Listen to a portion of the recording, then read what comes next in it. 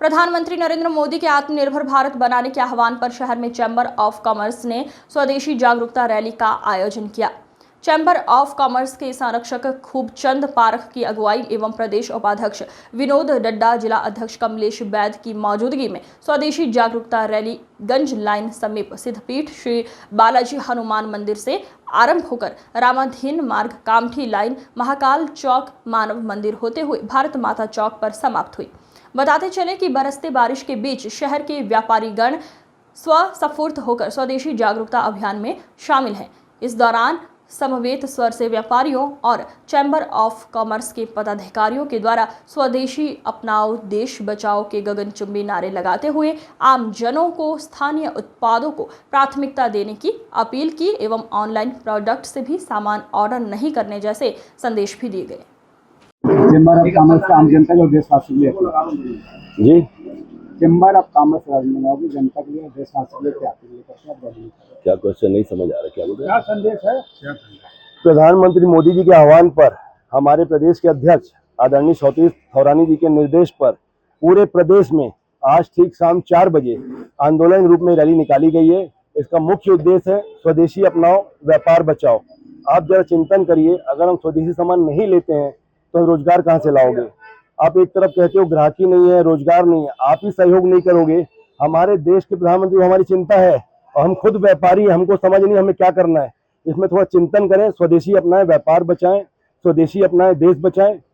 मैं सबसे आग्रह करूंगा, सभी व्यापारी बंधुओं से, सभी ग्राहकों से, सभी से एक बार चिंतन जरूर करें। स्वदेशी अपनाएं, रोजगार बढ़ाएं, स्वदेशी अपनाएं, व्यापार बचाएं। कमलेश जैन, अध्यक्ष चैंबर ऑफ कॉमर्स जिला इकाई राजनांदगांव।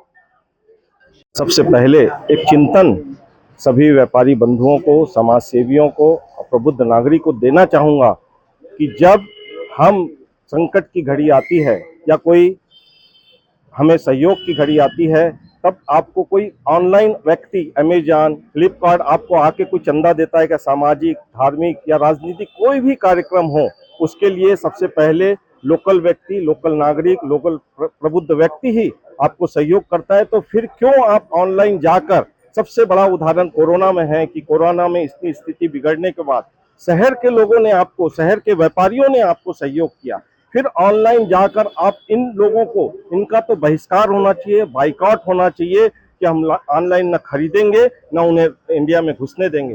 देखिए फिर इंडिया का व्यापार आपको कहाँ पहुँचता है।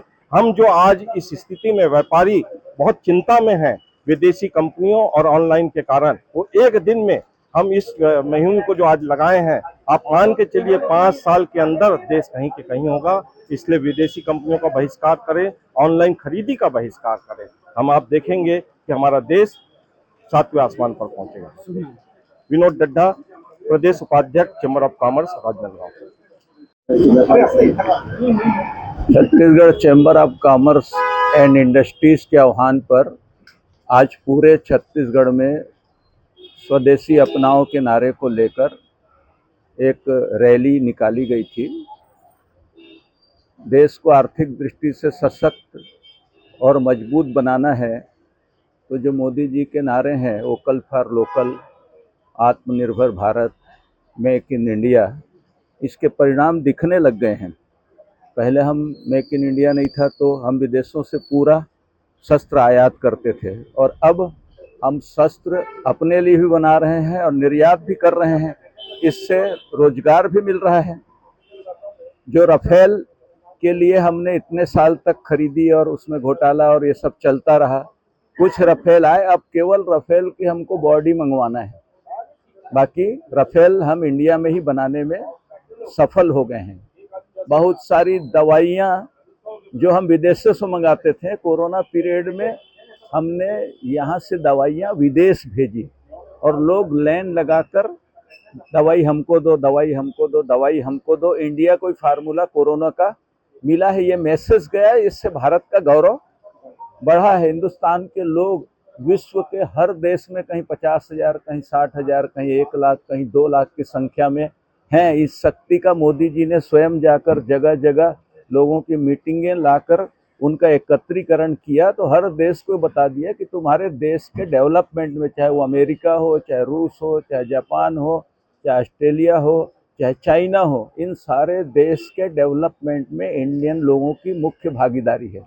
जो अन्य देश को इतनी तेज़ी से विकास की दौड़ में आगे ले जा सकते हैं, वो अपने देश के लिए अगर विकास की सोच करके आगे बढ़ेंगे तो हिंदुस्तान को कोई विश्व में नंबर 1 के स्थान में ले जाने को कोई रोक नहीं सकता। अभी हम चौथी महाशक्ति हैं और आने वाले दिनों में नंबर 1 की ओर बढ़ने का मोदी जी का संकल्प है। हर हालत में संकल्प पूरा होगा। पहले हम लोगों को पढ़ाते थे, जगत गुरु का स्थान था, अब फिर हम लोगों को पढ़ाने लग गए हैं, जगत गुरु का स्थान प्राप्त करने की ओर आगे बढ़ रहे हैं। पहले धन धान्य से संपन्न थे, लोग लूट लूट कर ले गए, उसके बावजूद लगातार भारत आत्मनिर्भरता की ओर आगे बढ़ रहा है, आर्थिक दृष्टि से सक्षम हो रहा है। अब चौथे नंबर पर है। जैसे ही भारत नंबर 1 पर आएगा, फिर लोग गौरव से कहेंगे